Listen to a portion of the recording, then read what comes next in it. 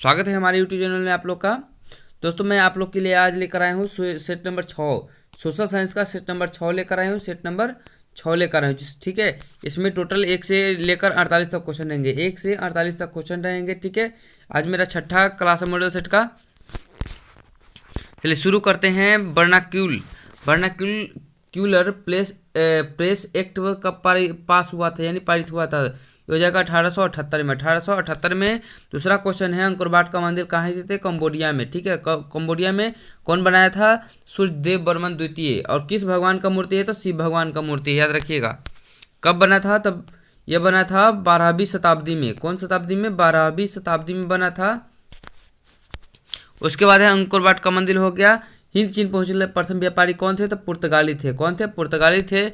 पुर्तगाली कब आया था भारत में, तो ये 1498 में आए थे। कब आए थे, 1498 में। अब पुनः 1502 में आए थे, 1502 में आए थे, ठीक है। उसके बाद आगे जाएगा आपको कार्बोनरी संगठन की किस वर्ष हुआ था, कार्बोनरी संगठन किस वर्ष हुआ था, तो ये हो जाएगा आपको 810 ईस्वी में। 810 ईस्वी में। एंड्रियोनोपल की संधि 1829 में होती है। एंड्रियोनोपल की संधि 1829 में होती है। उसके बाद इंग्लैंड में मुद्रण कला को पहुंचाने वाला कौन था, इंग्लैंड में मुद्रण कला को पहुंचाने वाला कौन था, तो ये हो जाएगा कैक्टसन, ठीक है। उसके बाद है किसने कहा था मुद्रण ईश्वर की दी हुई सबसे महानतम देन है, सबसे अच्छा तोहफा है, तो ये हो जाएगा आपको मार्टिन लूथर, ठीक है। ब्रिस्ट लिवोस्क की संधि किन दो देशों के बीच हुई थी, ब्रिस्टोलिस्क की संधि किन दो देशों के बीच हुई थी, रूस और जर्मनी के बीच हुआ था। आर्थिक मंदी की शुरुआत कब हुआ था, तो हो जाएगा आपको 1930 में हुआ था। उसके बाद है फ्रांस में किस शासक वंश की पुनर्स्थापना वियना कांग्रेस द्वारा किया गया था, हो जाएगा बुर्बो वंश का, ठीक है। ये VVI क्वेश्चन है, ये पूछा जा सकता है, ये क्वेश्चन VVI है। उसके बाद अस्तर रंजन विधि के अंतर्गत मानचित्रों में नीले रंग से किस भाग को दिखाया जाता है, तो ये हो जाएगा आपको जल भाग को। किस भाग को, नीला रंग है तो जल भाग हो जाएगा। किस भाग, कौन सा भाग, जल भाग हो जाएगा। उसके बाद मानचित्र में मैदानों को किस रंग से दिखलाया जाता है, तो मानचित्र में मैदानों को किस रंग से दिखाया जाता है, तो लाल रंग से दिखाया जाता है। किस रंग से, लाल रंग से दिखाया जाता है। उसके बाद है मानचित्र में सफेद रंग किस आवृत्ति को दर्शाता है, तो ये हो जाएगा हिम आच्छादित शिखर। सफेद रंग यानी बर्फ को दर्शाता है, ठीक है, बर्फ को दर्शाता है। निम्नलिखित कौन सी मिट्टी सर्वाधिक उपजाऊ है, निम्नलिखित से कौन सी मिट्टी सर्वाधिक उपजाऊ है, तो ये हो जाएगा जलोढ़ मिट्टी, ठीक है, जलोढ़ मिट्टी, ठीक है। उसके बाद है पुरानी जलोढ़ मिट्टी को बांगर और नई जलोढ़ मिट्टी को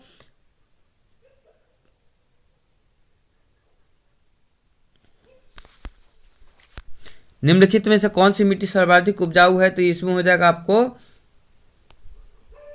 जलोढ़ मिट्टी, ठीक है। जलोढ़ मिट्टी हो जाएगा। काली मिट्टी का दूसरा नाम रेगुर मिट्टी थी। काली मिट्टी का दूसरा नाम रेगुर मिट्टी।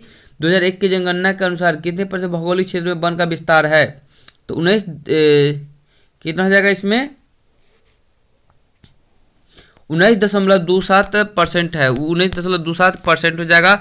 वन स्थिति रिपोर्ट के अनुसार भारत में वन का विस्तार कितना है, भारत में वन का विस्तार कितना है, तो ये हो जाएगा आपको 20.60% भौगोलिक क्षेत्र, 20.60% भौगोलिक क्षेत्र हो जाएगा। उसके बाद यूरेनियम का प्रमुख उत्पादक स्थल कौन है, जादूगोरा। कौन है, यूरेनियम के लिए जादूगोरा झारखंड में, ठीक है। झरिया कोयला झारखंड में, ठीक है। डिगबोई असम में है। घाटशिला आपको। उसके बाद आ जाइए एशिया का सबसे बड़ा परमाणु विद्युत गिरी तारापुर कहाँ है, तारापुर महाराष्ट्र में है।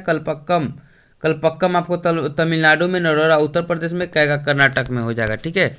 उसके बाद फाल्टा विशेष आर्थिक क्षेत्र कहाँ स्थित है, फाल्टा क्या है, फाल्टा हो जाएगा आपको पश्चिम बंगाल, पश्चिम बंगाल, ठीक है।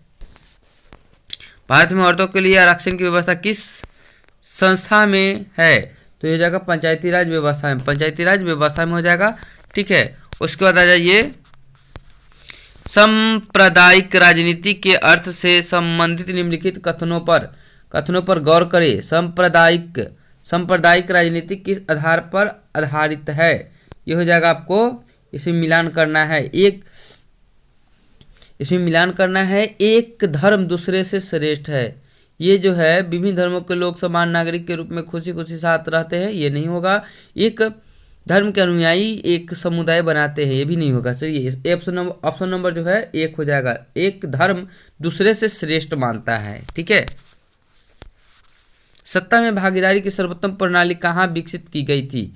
तो ये सबसे पहले कहाँ विकसित किया गया था? तो आपको हो जाएगा बेल्जियम में। कहाँ पर? बेल्जियम में। बेल्जियम हो जाएगा, ठीक है। उसके बाद बेल्जियम में सत्ता की भागीदारी के संदर्भ में सही बयान क्या है? सही बयान क्या है?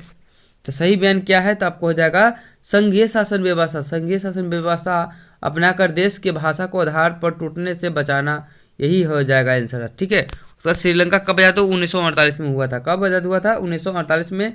पाकिस्तान 1947 में। भारत 1947 में, ठीक है।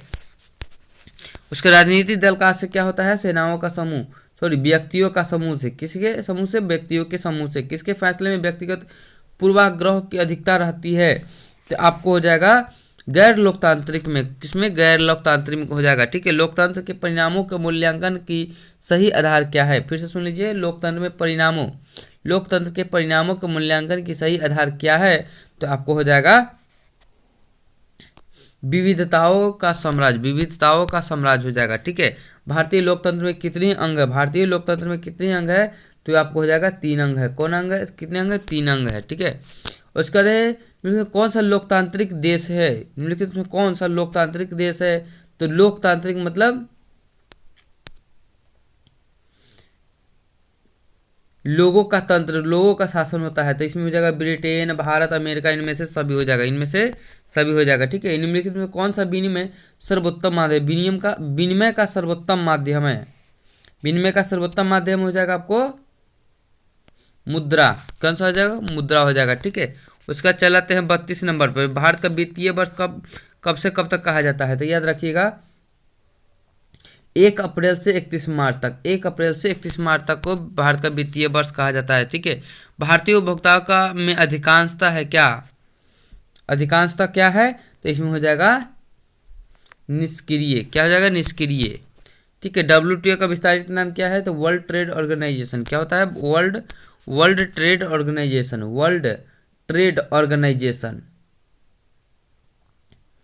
यह हो जाएगा ऑप्शन नंबर बी। इसकी स्थापना 1995 में हुआ था। 1995 में हुआ था, ठीक है। इसके राजधानी मुख्यालय जो जेनेवा में है। कहाँ है? जेनेवा, ठीक है। याद रखिएगा इसको।